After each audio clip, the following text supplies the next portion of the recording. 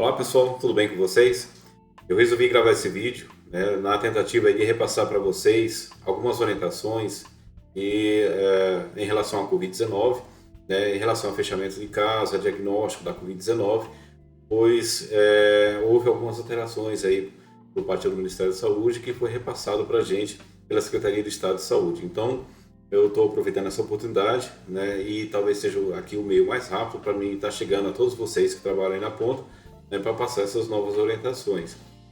Gostaria de deixar claro que esse vídeo se dirige aos profissionais de saúde aqui de Dourados que trabalham na rede de saúde, envolvendo a Covid-19. Então, isso que eu vou estar repassando, algumas normas são gerais, logicamente, pelo Ministério da Saúde, e outras são específicas que a gente vai estar comentando ao longo do vídeo. Tá? E eu gostaria de chamar a atenção a todos vocês para a gente tomar cuidado nesse momento agora, que está surgindo uma nova variante da Ômicron, muito mais contagiosa, e a gente tem que ficar alerta a essa situação. Tá? Então já chegou o comunicado para a gente aí através da nossa rede CIEVES, que há a possibilidade aí do surgimento aqui no nosso município de uma nova variante da Ômicron. Então nós precisamos ficar atentos. Então espero que todos vocês leiam na íntegra a nota para que entendam todo o contexto dessas novas orientações, mas de maneira bem rápida e bem didática. Eu preparei alguns slides aqui já para antecipar para vocês o que foi que mudou em relação à nota técnica 24 agora para a revisão 25. Então vamos lá. Então eu estou me referindo à nota técnica Covid-19, revisão 25, agora de 3 de novembro desse ano. Tá?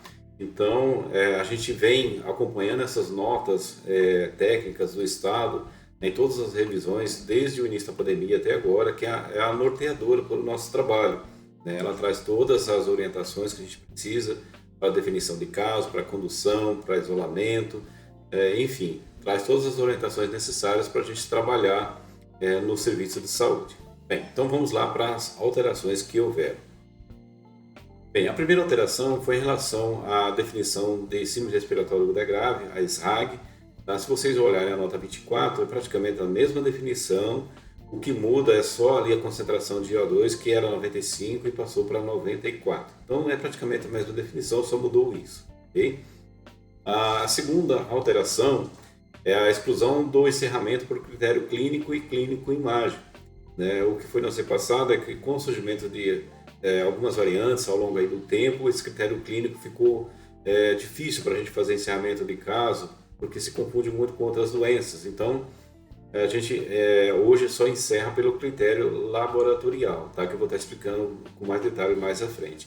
E o clínico-imagem também a gente não usa, porque descobriu-se que outras doenças também provocam o mesmo padrão de imagem nas tomografias e confunde muito, podendo a gente fechar um caso aí por um falso positivo apenas pelo clínico e imagem, ok? Então, esses dois critérios a gente não usa mais para encerramento. Outra alteração, a terceira aqui que eu vou citar para vocês, é a alteração dos critérios para definição de caso. Tá? Então, a gente já falou da questão da clínica, que a gente não considera, e o critério clínico epidemiológico teve uma alteração em relação aos dias, ou seja, na nota 24 eram 14 dias e agora são 7 dias, ficando da seguinte forma a definição. O caso de síndrome gripal ou SRAG, com histórico de contato próximo ou domiciliar nos últimos 7 dias anteriores ou aparecimento dos sinais e sintomas com o caso confirmado para Covid-19. Tá? Então, antes a gente considerava 14 dias, tá? E agora são 7 dias. Então, mudou esse prazo aí nessa questão da definição nessa situação. A quarta alteração é a alteração do critério laboratorial, que eu já havia comentado ao início aqui para vocês. Não são mais considerados testes sorológicos para a definição de caso. Tá? Isso é independente do estado vacinal. Tá? Esses exames, os exames então considerados agora para fechamento de caso são só os testes rápidos antígenos e o RT-PCR. Tá? Isso independente se seja um caso de síndrome gripal ou um caso de SRAG. E aqui vale ressaltar que para um caso de SRAG é muito importante que a gente faça a coleta para o RT-PCR, porque a gente sabe que ele é muito mais específico, poderíamos dizer que é o padrão ouro, E se der negativo para a Covid-19, o LACEN aqui do estado ele faz o painel viral e a gente acaba descobrindo que pode ser um outro vírus, seja influenza, essencial, ou qualquer outro vírus que esteja produzindo esse quadro de ISAG, tá? Então, orienta a todos, né, que sigam essa nova normativa. E os testes sorológicos não são considerados mais pelo estado vacinal, então, da nossa população, ok? Então, a quinta alteração é a alteração da definição de contato próximo, né? E também isso foi mudado, né? Então, ficou assim, qualquer pessoa que esteve em contato próximo com um caso confirmado de Covid-19 durante o seu período de transmissibilidade, ou seja, para assintomáticos entre 48 horas antes e até 10 dias após, tá, a data do início de sinais e sintomas. E para os assintomáticos, né, isso aqui se mantém como a data da coleta do exame, ok? Então, na nota 24 era considerado 10 dias, então era 48 horas antes e 7 dias depois, né? E nessa nota agora é 48 horas antes e 10 dias após esse contato, tá? Então, essa definição de contato próximo ficou dessa forma. Peço a vocês que dão uma lida lá na íntegra, na nota, que vocês vão entender melhor esse contexto, tá? A sexta alteração é a alteração no fluxograma, né? Vocês já estavam acostumados com aquele fluxograma que estava na nota 24, e agora na 25, vocês vão, como eu vou até mostrar melhor no próximo slide, mas bem no meio dele está descrito lá que no caso de síndrome gripal, agora se realiza apenas o teste rápido antígeno. Na nota anterior, era orientado era possível fazer no caso de síndrome gripal tanto o teste rápido antígeno quanto o RT-PCR. Então agora a orientação é que se use o teste rápido antígeno, até porque a gente tem em estoque, né, não tem faltado o teste, né, e é muito mais prático para a gente usar, né? Então, no caso de síndrome gripal, é muito mais fácil você conduzir nessa situação, ok? E orienta-se, né, que os contatos assintomáticos não realizem quarentena, tá? Isso aqui é uma grande mudança, né? Porém, devem manter medidas de segurança descritas lá na página 14 da nota 25, tá? A contar da data da última exposição ao caso confirmado da Covid-19. Tá? Então, esses contatos do caso confirmado, né, se eles são assintomáticos, eles não precisam mais realizar a quarentena. Né? Então, eles usam só as medidas adicionais que eu vou estar comentando logo mais adiante. E aqui o fluxograma que eu havia comentado para vocês é praticamente o mesmo fluxograma, né, da nota 24, e aí setado em vermelho, então, com as alterações que eu já comentei com vocês, né? A questão da realização do teste rápido antígeno no caso síndrome gripal, né? E essa questão aí da quarentena para os casos assintomáticos, ok? A sétima mudança, então, traz a definição, né, nessa nota, ela é mais completa do que a 24.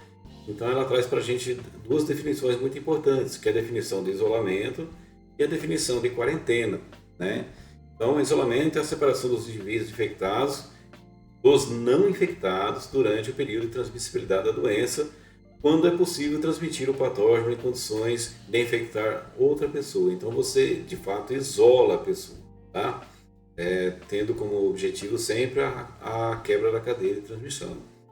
Já a situação da quarentena é uma medida preventiva, tá? Recomendada para restringir circulação, tá? De pessoas que foram expostas, tá? E aqui a gente não está falando dos casos positivos, é que foram expostas ao caso positivo, a uma doença contagiosa durante o período em que eles podem ficar doentes, tá? Então é só complementar nessa nota aí essas definições. Então é muito importante que a gente tenha isso em mente. E aí, quando encerrar o isolamento? Quando é que nós podemos tirar a pessoa do isolamento? Já que o caso é confirmado para a Covid-19, a gente vai orientar ele ao isolamento, né? Ele vai assinar o termo lá de consentimento certinho, tá? Mas aí a gente tem algumas regras para tirar esse caso do isolamento. Bem, vamos comentar quais são então. A primeira delas, né? Encerrar o isolamento no 7º dia completo do início dos sintomas. Se esse paciente for assintomático, sem uso de medicamentos, né, há pelo menos 24 horas e manter medidas adicionais até o 10º dia. Então essa é a primeira condição. tá? O paciente lá é positivo para Covid, então quando terá 7 dias, se ele estiver assintomático, quer dizer, sem sintomas respiratórios, sem a febre, sem a tosse, né? E sem uso de medicamentos antitérmicos. Então, nesse caso, você tira ele do isolamento e ele vai usar medidas complementares ou adicionais até o 10º dia. A segunda situação, você pode encerrar esse isolamento desse paciente no 5º dia, né? Se assintomático, sem uso de medicamento há pelo menos 24 horas, é o mesmo critério anterior, se ele puder ou tiver como fazer o teste rápido, né? E manter as medidas adicionais até o 10º dia. Então, essa é a segunda condição. Então, se chegar ao 5º dia, tiver como fazer o teste rápido nesse paciente, e aqui eu estou falando, me referindo ao teste rápido, não estou falando do autoteste, tá? Pode ser o teste rápido, tá? Aliás, deve ser o teste rápido nessa situação. Aí, se der negativo, então, você pode tirar ele do isolamento, ok? Então, essa é a segunda situação. No 5º dia, testa, deu negativo, assintomático, sem uso de antitérmico, ok? Pode liberar.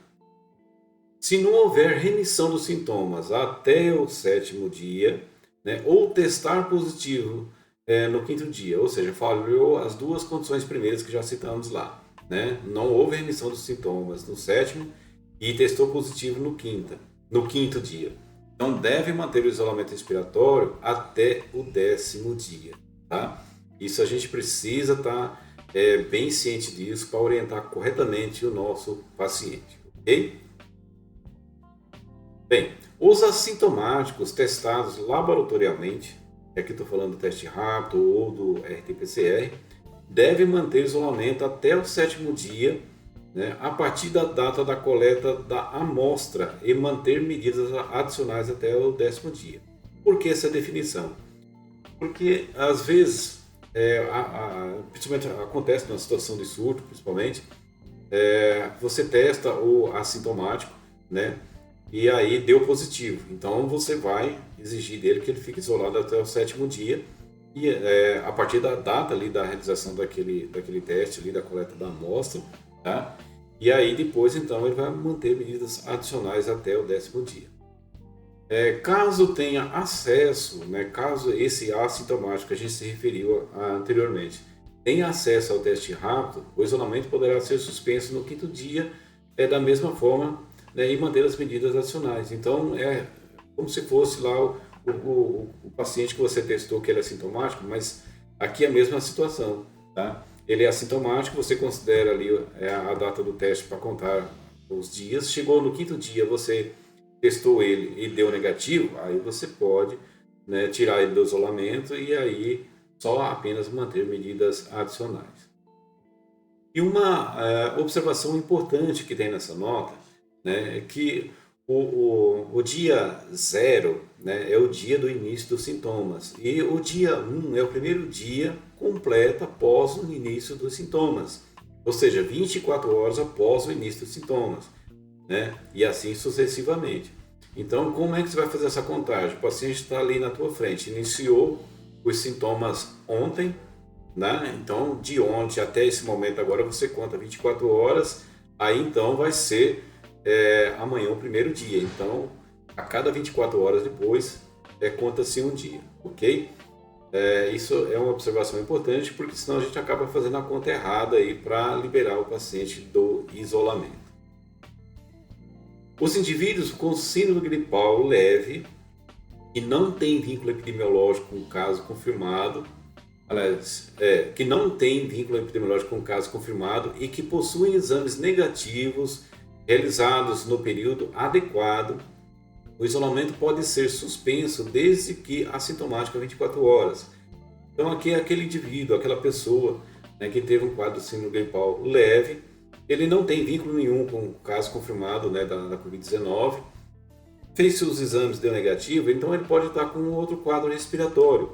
Então orienta ele a ficar no isolamento, tá? E ele pode sair esse isolamento pode ser suspenso 24 horas depois de assintomático, ok? Já para os indivíduos com síndrome gripal moderada, né, com confirmação ou não para a Covid-19, deve ficar em isolamento por 10 dias, podendo sair depois de 24 horas se assintomático tá? E sem uso de medicamentos. Então, se a gente está falando daquele indivíduo com síndrome gripal moderada, né? Então a gente está falando de um caso um pouco mais grave. Então ele deve ficar em isolamento por 10 dias, tá? Isso é importante. E mesmo que ele não tenha a confirmação para a Covid-19, que de repente pode ser um teste falso negativo, né? Então, se ele está com esse quadro respiratório, é importante que ele fique em isolamento, ok?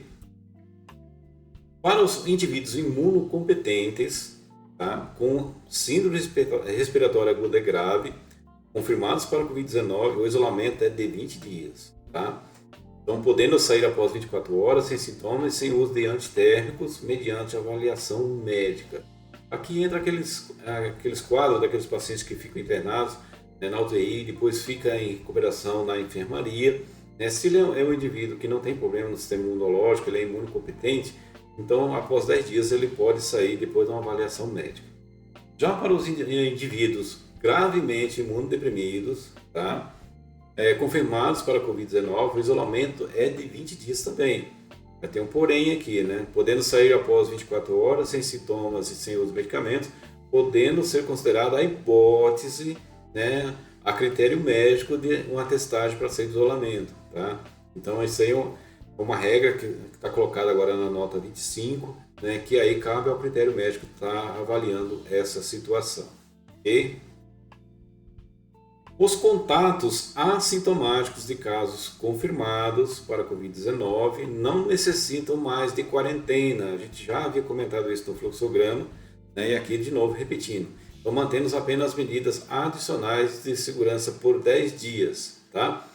Então agora, devido ao momento epidemiológico que a gente está vivendo, né, veio essa orientação do Ministério que os contatos assintomáticos, né, de um caso confirmado para a Covid, não precisa mais realizar a quarentena. Tá? Ele precisa apenas seguir as medidas adicionais por 10 dias. E quais são essas medidas que eu já venho falando há algum tempo aqui no vídeo? Tá? É o uso de máscara, né? Aí pode ser a máscara cirúrgica ou a N95, dependendo do caso. Evitar contatos com pessoas do grupo de risco, né? Gestantes, hipertensos, diabéticos, né? E pessoas imunodeprimidas. Né?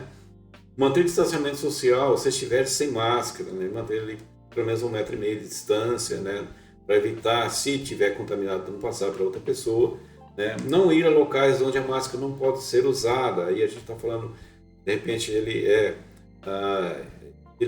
quer ir a um restaurante, por exemplo, né, na hora de se alimentar tem que tirar a máscara, então evita esses locais, né. Evitar comer próximo a outras pessoas, também é outra recomendação. E se não puder manter essas medidas, então fica em quarentena, tá? Então está bem claro lá na nota 25, né? E eu tenho certeza que depois que vocês lerem na íntegra, vocês vão entender bem o que eu estou explicando aqui. Aqui eu estou falando apenas das alterações que tiveram, ok? A oitava mudança é em relação ao tratamento, né? Então, essa é uma portaria, né, da Secretaria de Ciências e Tecnologia e Insumos Estratégicos do Ministério da Saúde, que é a portaria número 34, de 31 de março de 2022, que tornou público, então, a decisão de incorporar no âmbito do SUS o baricitinib, né, para o tratamento dos pacientes adultos, né, com Covid-19 hospitalizados. Então, a gente está falando de pacientes adultos e hospitalizados e ainda que necessitam de oxigênio por máscara ou catéter nasal e que necessitam de alto fluxo de oxigênio ou ventilação não invasiva, tá? Então, se a gente está falando do paciente que atende esses critérios, ele está internado, ele é adulto, ele precisa de oxigenoterapia, né, e essa oxigenoterapia é não invasiva, então ele pode usar esse baricitinib, né, que é um comprimido. Tá? E a nota informativa aí de 6 de 2022, né, também trata da doação desse medicamento, que é o baricitinib de 4 mg para o tratamento de pacientes adultos com Covid. Então, essas duas normativas aí que entrou na revisão 25, tá? E aí, um recado importante, que aqui especificamente para os Dourados, né, no Hospital Universitário vai ficar 10 tratamentos de reserva, né, para os pacientes que ficarem internados lá, que é o próprio hospital que vai solicitar, né, para a Central de Abastecimento Farmacêutico do Estado, né, e tem todas as orientações na nota, né, basta que o hospital entre em contato com a Secretaria do Estado ou pode ter nós também da vigilância como intermediário, né, que a gente vai fazer todas as orientações também, tá? Mas é o que mudou em relação a essa questão do tratamento. 9, a situação de surto, né, também mudou algumas coisas. Então, na situação de surto, né, e aqui é uma orientação específica nossa aqui da vigilância de Dourados, para passar para o pessoal aqui que atende na nossa rede, né? Então, uma situação de surto, se houver uma situação de surto, seja em presídios, né, centro de educação infantil, seja lar de idosos, enfim, houve uma situação de surto, ou no próprio hospital, se acontecer, entre em contato com o nosso CIEVS aqui em Dourados, todo mundo conhece o telefone aqui, o contato, né, para a gente então trabalhar essa situação junto, né? A gente precisa ter conhecimento disso o mais rápido possível e a nossa equipe então vai estar trabalhando junto com todos vocês, ok? E uma outra alteração que teve, né, uma orientação que está nessa nota, né, é que no caso de surto a gente precisa coletar pelo menos 10%, né, desses pacientes, né, para fazer o RT-PCR, para a gente entender o que está acontecendo. A gente vai encaminhar isso para o LACEN, o LACEN vai estar avaliando melhor essas amostras, né, dependendo do resultado do RT-PCR positivo e dependendo da qualidade, ou seja, do tipo do resultado que estiver lá no RT-PCR, vai encaminhar para fazer o sequenciamento genético para a gente saber se está acontecendo uma nova variante aqui no município ou não, tá? Então, esse é o objetivo de estar fazendo essas coletas. A 10ª alteração, então, é a inclusão da SIM-A, né? Então, na nota técnica 24, falava apenas da SIM-P, que é Síndrome Inflamatória Multissistêmica Pediátrica, e aqui entra a Síndrome Inflamatória Multissistêmica do adulto, tá? Então, eu não vou entrar em muitos detalhes, porque é bem extenso para estar falando sobre isso, né? Teria que fazer um vídeo só para essa situação, né? Mas a SIM-A, então, é caracterizada por um amplo aspecto de sinais e sintomas, incluindo alterações cardiovasculares, gastrointestinais, dermatológicas, neurológicas, né? Além da associação com o quadro positivo da Covid-19. Tá? Então, é o paciente adulto, ele está positivo para a Covid-19 e 4 a 6 semanas depois ele começa a desenvolver essa síndrome. Geralmente é o paciente vai estar internado, vai estar hospitalizado e então precisa acompanhar essa situação, né? Então, por tratar de uma situação nova, a gente também está aprendendo com isso, né? Há poucas pesquisas em relação a essa síndrome envolvendo a Covid-19, mas é importante que a gente, então, junto com a equipe médica, né, consiga avaliar e, se for o caso, investigar a situação, ok? A 11ª, então, a alteração que teve é a atualização em relação à vacinação. Então, na nota 24, já trazia bem completo esse quadro aqui, né, das vacinas disponíveis, então, né, e nessa nota 25 inclui a Sinovac, Butantan, para o grupo de crianças de 3 a 4 anos, né? Então, já tinha nessa orientação na nota 24, mas inclui esse grupo, né, de pessoas agora que podem ser vacinadas, tá? E uma observação que a gente sempre faz é que é recomendado, né, a suspensão da vacinação se o paciente teve sintomas ou foi confirmado para a Covid, né, suspender isso por 4 semanas. Então, sempre é bom fazer esse lembrete. E importante aqui a ocasião também já chamar a atenção para a gente estar incentivando a nossa população a estar completando o esquema vacinal para a Covid-19. Então, a gente acha que a doença foi embora, não se preocupa mais com essa questão da vacina, não faz os reforços necessários ou não leva as nossas crianças para vacinar e, de repente, aí, dali a pouco, a gente está com a nova onda de Covid aí novamente, tá? A gente já passou por muitos transtornos em relação à Covid e eu acho que vale ressaltar essa orientação para a nossa população. E a última situação aqui é a atualização dos anexos, né? Como eu já comentei com vocês, a gente não fecha mais os casos por critério clínico e clínico-imagem e não considera mais os testes sorológicos para fechamento de caso. E as fichas que estão no anexo da nota 25 ainda traz esses quadros, né? Então, ela traz essas fichas aí, né, ainda com esses quadros indicando que é possível fechar o diagnóstico, né, ou o caso, considerando esses critérios, mas a gente não vai assinalar, tá? Então, ela traz esses anexos aí de todas as fichas, vocês podem observar lá quando vocês estiverem lendo na íntegra, que traz todos anexos que a gente precisa para a condução de caso. Mas eu só estou ressaltando isso aqui, né, que a gente traz essas fichas, né, ainda com esses quadros lá para assinalar, mas a gente não vai considerar isso. Tá? E traz ainda a inclusão da ficha de notificação de SIM-A, né, que é a Síndrome Inflamatória do Sistema do Adulto, que eu já comentei com vocês. Tá? Traz essa ficha, tá? Mas a gente vai sempre acompanhar junto com a equipe do hospital a notificação desse caso. Ok? A gente vai sempre trabalhar junto. Pessoal, era isso que eu tinha para trazer para vocês. Eu espero que eu tenha esclarecido, né, as dúvidas, né? E eu peço a todos que leiam a nota na íntegra, para a gente então ter sempre esse embasamento, né? E todos falarem a mesma linguagem na hora da gente conduzir um caso de Covid. Ok? Um forte abraço a todos e bom trabalho.